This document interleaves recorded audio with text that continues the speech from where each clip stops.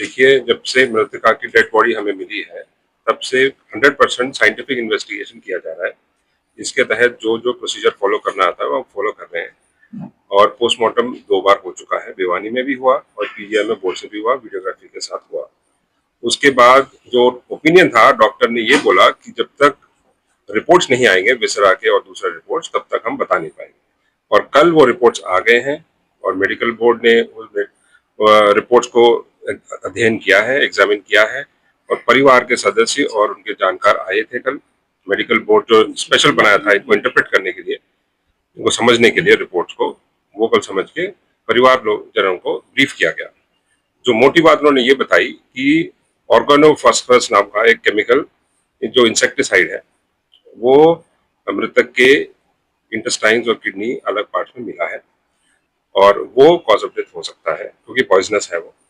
And दूसरा contention परिवारजनों का ये था कि रेप हुआ है या कोई फोर्सफुल सेक्सुअल असॉल्ट हुआ है, उसकी भी उन्होंने पुष्टि करी। कोई स्ट्रगल मार्क्स नहीं है और कोई जो स्वैब्स लिए गए उसमें कोई सीमेंट डिपॉजिट नहीं है, तो ये भी एक तरह से रूल आउट हुआ है।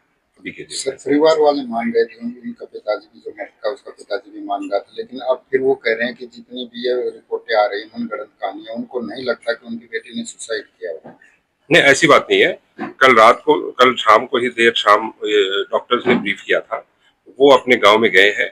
ये जरूर है थोड़ा मिसअंडरस्टैंडिंग है कुछ एक लोगों में, तो वो अपना डिस्कस करके वो डिसीजन पे आएंगे, उसी हिसाब से हम कार्रवाई करेंगे। जो सुसाइड नोट मिला है वो वायरल है, क्या वो सही है या वो दिया गया इतना लेट क्यों आया, इसके पीछे का? सुसाइड नोट मौके पे ही मिला था, जो 13 तारीख को डेड बॉडी मिला था उसी दिन मिला था।